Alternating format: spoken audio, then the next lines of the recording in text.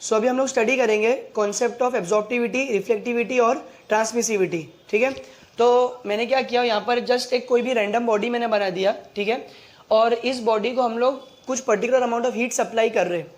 हम लोग को मालूम है कि थर्मोडायनेमिक्स के अंदर जो हीट का जो हम लोग सिंबल लेते हैं या जो लेटर लेते हैं वो क्यू से हम लोग डिनोट करते हैं। तो लेट सपोज कि हम लोग ये जो इस बॉडी है ना, इसको हम लोग Q amount of heat supply कर रहे हैं।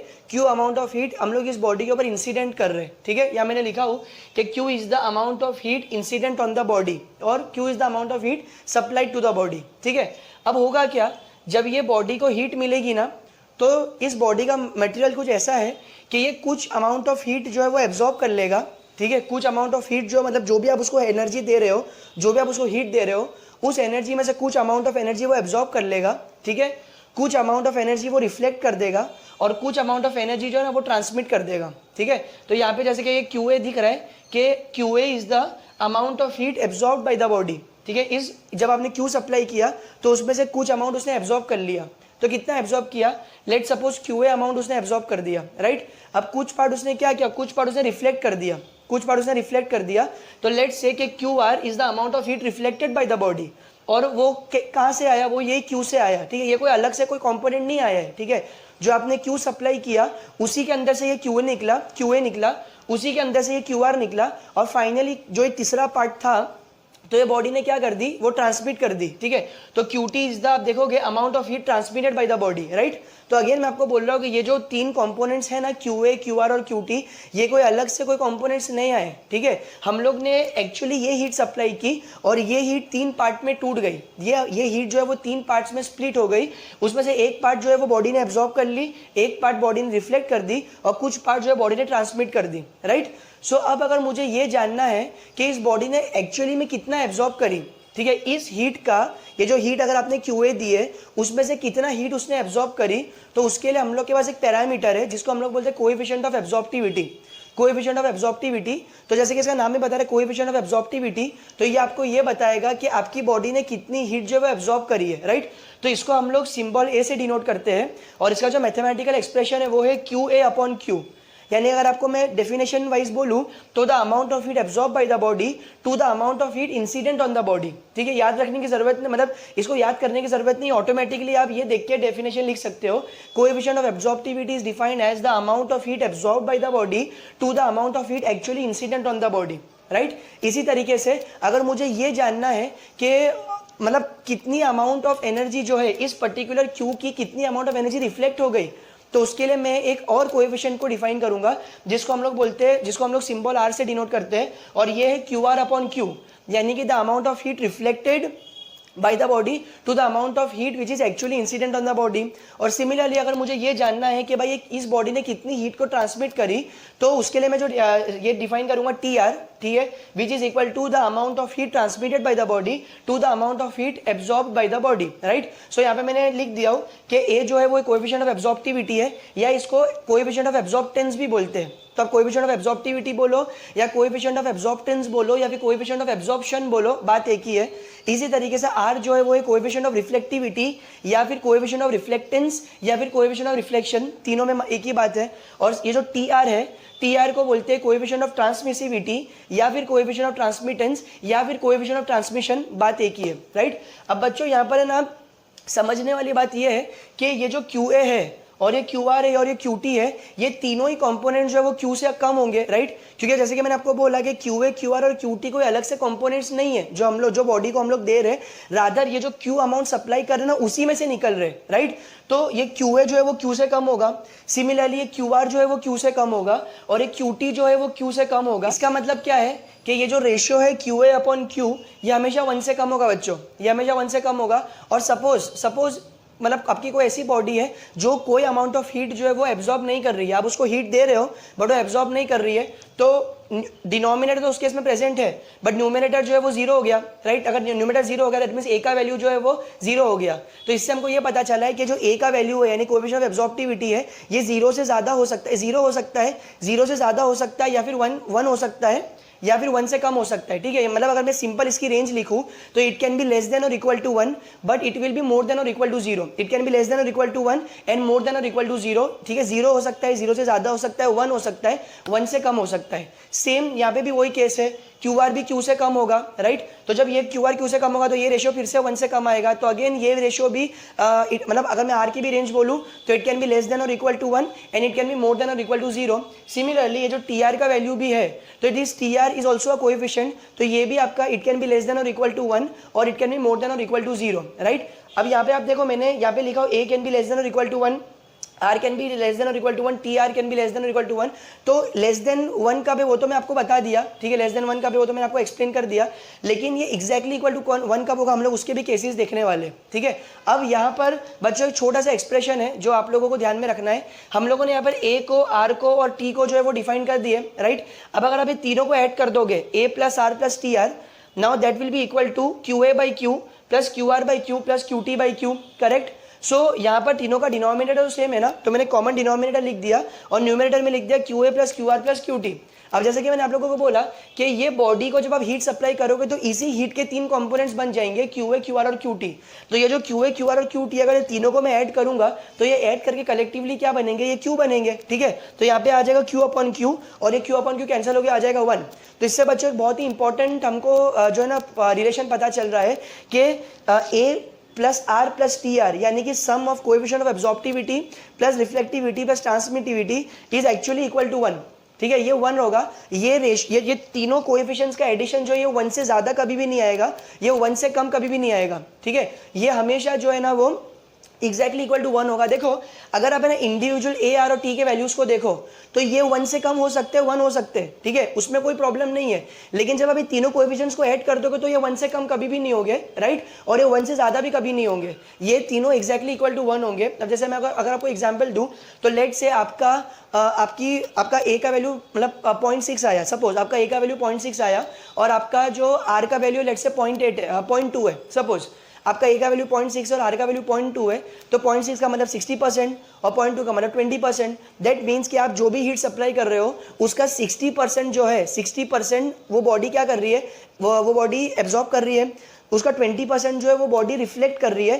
तो अब आपको मालूम है टोटल कितना हो गया 80%। अब आपको एक्चुअली टोटल कितना चाहिए, तो आपको ये तीनों का मिला के 100% चाहिए ना, तो दैट मीन्स 80 तो हो गया, तो 100 माइनस 80 कितना होगा 20%। दैट मीन्स जो रिमेनिंग 20% है ना उतना हीट आपकी बॉडी ट्रांसमिट कर रही है, राइट। तो ये जो रिलेशन है ना ये हमको मतलब बताता है कि बेसिकली अगर हमको कोई भी 2 पैरामीटर्स दिया, ए या आर दिया या फिर आर या टी दिया या फिर ए या टी दिया, तो हम लोग उससे थर्ड पैरामीटर निकाल सकते हैं। उससे हम लोग ये फाइंड कर सकते हैं कि हमारी बॉडी एक्चुअली कितनी अमाउंट ऑफ हीट एब्जॉर्ब कर रही है, ठीक है, फ्रैक्शन में या परसेंटेज में, या कितनी अमाउंट ऑफ हीट वो रिफ्लेक्ट कर रही है या कितनी अमाउंट ऑफ हीट वो ट्रांसमिट कर रही है, राइट। तो आई होप आप लोगों को ये जो एक्सप्लेनेशन जो है वो समझ में आया होगा। अब हम लोग है ना उन कुछ स्पेशल केसेस को देखेंगे जहाँ पर ए का वैल्यू जो वो एक्जैक्टली 1 हो सकता है, आर का वैल्यू एक्जैक्टली 1 हो सकता है या टी का वैल्यू और टी आर का वैल्यू भी एक्जैक्टली 1 हो सकता है। सो अभी तक हम लोग ने जो भी सीखा है एब्जॉर्प्टिविटी, रिफ्लेक्टिविटी और ट्रांसमिसिविटी के बारे में, उससे रिलेटेड हम कुछ यहाँ पे स्पेशल केसेस देख लेते हैं। बट इसके पहले कि मैं आप लोगों को ये चीज़ जो मैंने लिखा हुआ एक्सप्लेन करूँ, मैं आप लोगों को वही चीज़ रिकॉल करवाना चाहता हूँ कि तीनों कोएफिशिएंट्स का सम जो है वो 1 होना चाहिए, राइट। आप कुछ भी करो, आपका तीनों कोएफिशिएंट्स कितने भी होने दो, ठीक है, बट तीनों को मिला के जो है वो 1 आना चाहिए, ठीक है, 1 से ज़्यादा नहीं आना चाहिए और 1 से कम नहीं आना चाहिए, ठीक है। सो यहाँ पर सबसे फर्स्ट पॉइंट क्या बोल रहा है कि if R is equals to 0, मतलब कि कोएफिशिएंट ऑफ रिफ्लेक्टिविटी 0 है, दैट मीन्स वॉट कि बॉडी कुछ भी रिफ्लेक्ट नहीं कर रही है, बॉडी कुछ भी रिफ्लेक्ट नहीं कर रही है। And A is equals to 1, N is equals to 0 आएगा ये, N A is equals to 0, ठीक है। अगर आर का वैल्यू 0 और ए का वैल्यू 0 मतलब क्या है कि आपकी बॉडी ना तो कुछ रिफ्लेक्ट कर रही है और ना आपकी बॉडी कुछ भी एब्जॉर्ब कर रही है, ठीक है। तो जाहिर सी बात है, मैंने आपको क्या बोला कि तीनों कोएफिशिएंट्स का सम तो 1 होना चाहिए।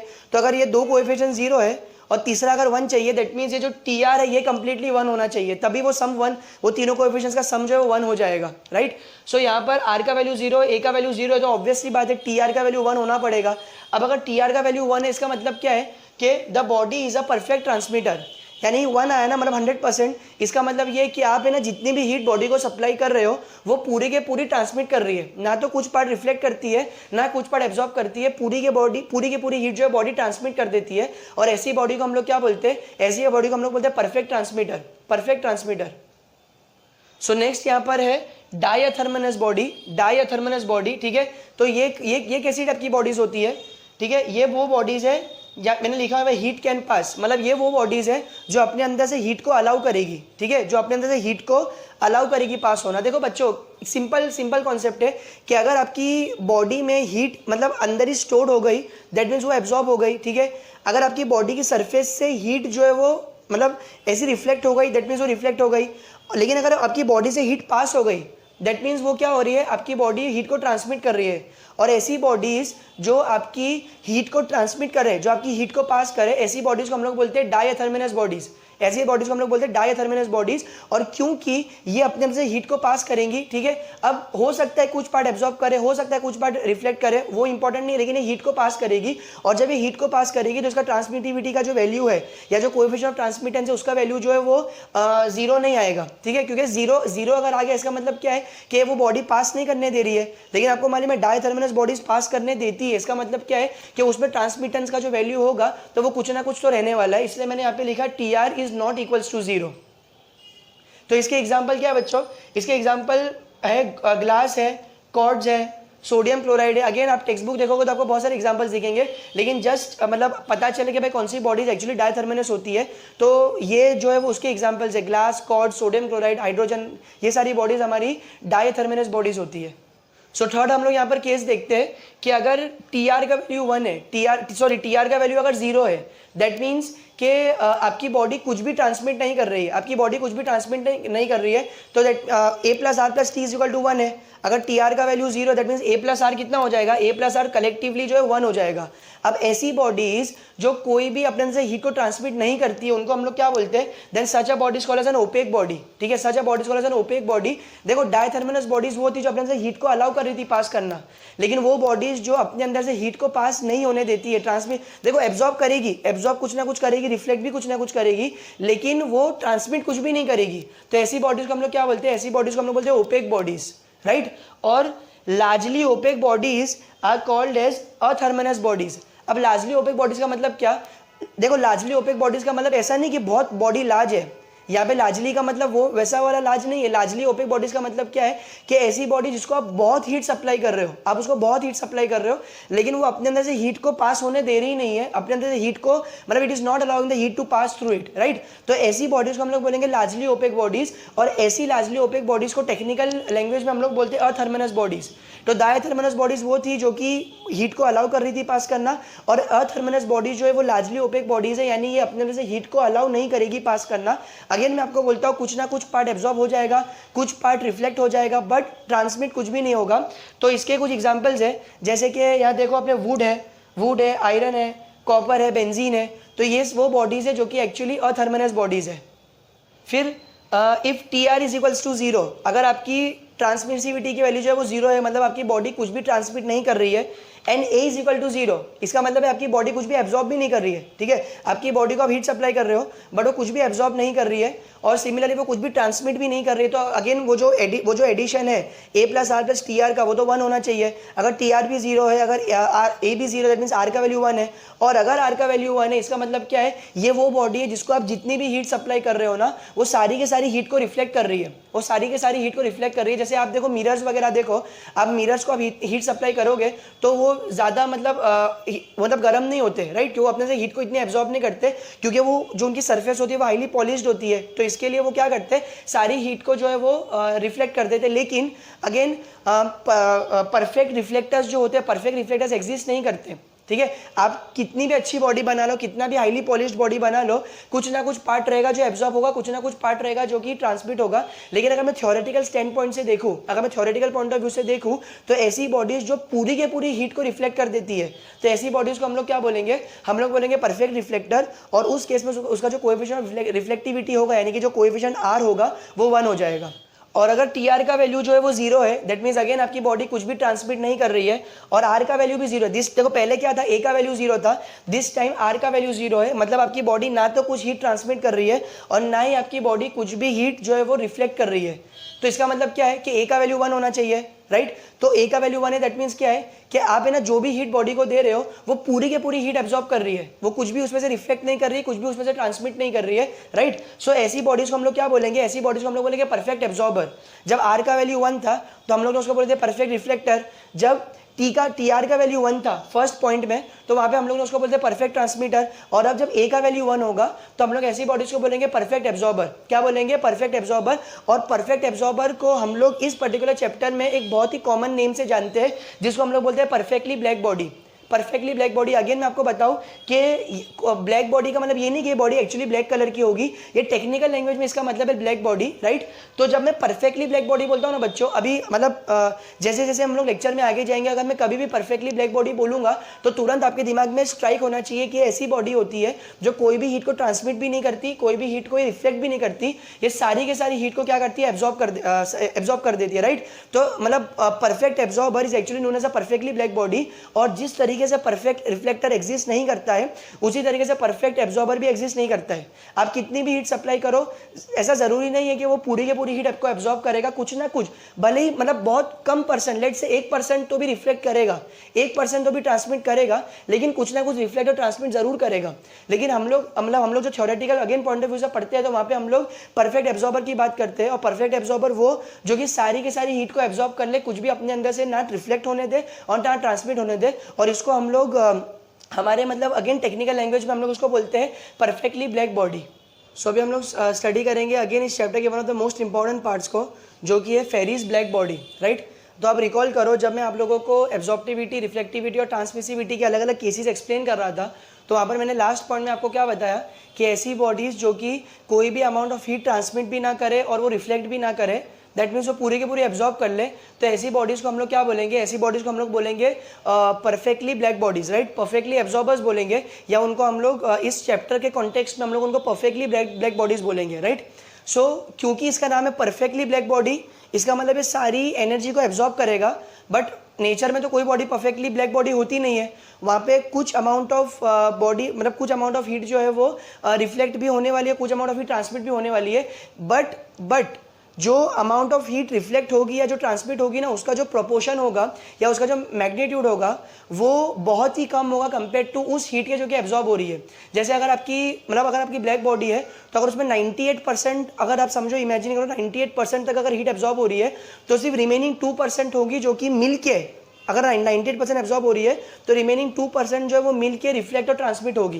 तो आप देख सकते हो कि दोनों कंपोनेंट मिला के 2% हो रहे हैं, लेकिन एब्जॉर्प्टिविटी में अकेला कंपोनेंट मिला के 98% हो रहा है। तो this body is also not actually a perfectly black body, लेकिन हम लोग इसको क्या कर सकते हैं? We can treat it as like perfectly black body. जैसे ही मैं आपको मैकेनिक्स का भी आपको कॉन्सेप्ट मालूम है कि नेचर में कोई भी बॉडीज रिजिड नहीं होती है, ठीक है। रिजिड बॉडी वो होती है जिसके ऊपर अगर आप फोर्स लगाओ तो under the action of forces उसका शेप और साइज चेंज नहीं होना चाहिए, उसके अंदर कोई भी डिफ्लेक्शन या डिफॉर्मेशन नहीं होना चाहिए। बट नेचर में तो कोई बॉडी रिजिड होती नहीं है, राइट। लेकिन कुछ बॉडीज ऐसी होती है, जैसे मान लो अभी स्टोन है, तो अगर स्टोन के ऊपर अगर आप फोर्स लगाओगे तो उसका जो डिफ्लेक्शन आपको बहुत कम होगा देखने को मिलेगा। That means that body is not actually perfectly rigid body, but that can be treated as a rigid body और a perfectly rigid body for theoretical purposes, ठीक है। कोई भी बॉडी नेचर में एक्चुअली रिजिड नहीं होती, लेकिन थ्योरेटिकली हम लोग उसको जो है वो रिजिड कंसिडर करते हैं। उसी तरीके से यहाँ पर भी कोई भी बॉडी परफेक्टली ब्लैक बॉडी नहीं होती, ठीक है, लेकिन थ्योरेटिकल पर्पस के लिए जस्ट हम लोग उसको समझने के लिए हम लोग उसको क्या करते हैं? As a perfectly black body की तरह ट्रीट करते हैं, राइट। सो यहाँ पर फेरीज ब्लैक बॉडी जो है वो स्टडी करना है। बेसिकली ये कंस्ट्रक्शन अगर आप देखो तो ये कैसा है ना, ये एक डबल वॉल्ड होलोस्फीयर है, ठीक है। देखो इसका नाम क्या है? ये क्या है? डबल वॉल्ड होलोस्फीयर, मतलब कि ये एक स्फीयर है, ठीक है, जो कि अंदर से हॉलो है। और हॉलो तो होना ही पड़ेगा, क्योंकि अगर हॉलो नहीं होगा तो अंदर से जो रेडिएशन कैसे पास होगी? अगर आपका स्फीयर कंप्लीटली सॉलिड होगा तो अंदर से रेडिएशन कैसे पास होगी? तो दैट मीन्स क्या है? ये डबल वॉल्ड होलोस्फीयर है, राइट, डबल वॉल्ड होलोस्फीयर। और डबल वॉल्ड इसके लिए क्योंकि बाहर भी इसकी मतलब एक वॉल है, ठीक है, यहाँ पे मैंने बनाया नहीं हो, बट बाहर भी इसकी वॉल की थिकनेस है और अंदर भी इसकी वॉल की एक थिकनेस है, इसलिए इसको डबल वॉल्ड होलोस्फीयर बोलते हैं हम लोग, राइट। अब यहाँ पर अगर आप बाहर से देखो, मतलब अगर आप इस स्फीयर की एक्सटर्नल सरफेस को देखो, तो उसको हम लोग ने क्या किया? उसको हम लोग ने सिल्वर पॉलिश कर दी है, राइट। मतलब इसको हम लोग ने क्या किया? ये जो बाहर की जो सरफेस है ना, उसको हम लोग ने पॉलिश कर दी है। अभी पॉलिश करने का रीज़न क्या है कि अगर मान लो बाहर से कोई रेडिएशन आती है, ठीक है, बाहर से अगर कोई रेडिएशन आती है और अगर इस सरफेस पे स्ट्राइक करती है तो कुछ एब्जॉर्ब नहीं करना चाहिए। पॉलिश करने की वजह से वो क्या करेगी? वो उस पर्टिकुलर एनर्जी को रिफ्लेक्ट कर देगी। तो बेसिकली पॉलिश करने का रीज़न ये है। उसके बाद यहाँ पर हम लोग ने क्या किया है, जो इंटरनल सरफेस है, जैसे कि आप देखो जो इंटरनल सरफेस है जो आपको डार्क ब्लैक में दिख रहा है, तो ये ना बेसिकली है inner surface coated with lamp black. Lamp black हमारे पास एक मटेरियल होता है, तो उस मटेरियल से लैम्प ब्लैक से हम लोग ने क्या किया है, इस अंदर की सरफेस को ना कोट कर दी है। अभी ये फ्रंट व्यू में आपको जस्ट एक ऐसी लाइन दिख रही है, लेकिन जब आप इसका मतलब एक्चुअली 3D व्यू देखोगे, आइसोमेट्रिक व्यू देखोगे, तो आपको पता चलेगा कि हम लोग ने through out the surface, through out the spherical, क्योंकि अंदर से तो स्फीयर है, तो through out the spherical surface हम लोग ने उसको लैम्प ब्लैक से जो है वो कोट कर दी है। अब लैम्प ब्लैक से कोट करने का भी ना बच्चों एक रीजन है। लैम्प ब्लैक जो है ना उसकी खासियत ये है कि ये एक ऐसा मटेरियल है जो कि ऑलमोस्ट 97 to 98% हीट एब्जॉर्ब कर लेता है। 97 to 98% हीट एब्जॉर्ब करता है, जो रिमेनिंग 2 to 3% है ना उसको रिफ्लेक्ट ट्रांसमिट करता है। That means this lamp black can be treated as a perfectly black body. Lamp black can be treated as a perfectly black body. इसके लिए हम लोग ने इसको अंदर से लैम्प ब्लैक से कोट कर दिया, राइट। अब उसके बाद हम लोग ने क्या किया, यहाँ पर जो एक छोटा सा मतलब एक अपर्चर रखे, अपर्चर या फिर वेरी स्मॉल टाइनी होल बोल लो आप, जहाँ से हमारा रेडिएशन अंदर जाएगा। तो ये जो आप देख रहे हो कि ये जो लाइन जो है ये एक्चुअली हमारी रेडिएशन है, ये एरो इंडिकेट करेगी रेडिएशन यहाँ जा रहा है, राइट। उसके बाद हम लोग ने क्या किया है, इस पर्टिकुलर जो हमारा मतलब इनर सरफेस है उसके हम लोग ने सेंटर में यहाँ पर ना एक कोनिकल डिफ्लेक्टर लगा दिया है। ये क्या है, ये कोनिकल डिफ्लेक्टर है। मतलब डिफ्लेक्टर का मतलब क्या होता है, डिफ्लेक्टर ऐसा डिवाइस होता है जो कि अपने ऊपर कोई चीज़ जो इंसिडेंट है उसको डिफ्लेक्ट कर देता है, यानी उसका पाथ चेंज कर देता है, राइट। उसका जो पाथ है ना वो मोड़ देता है।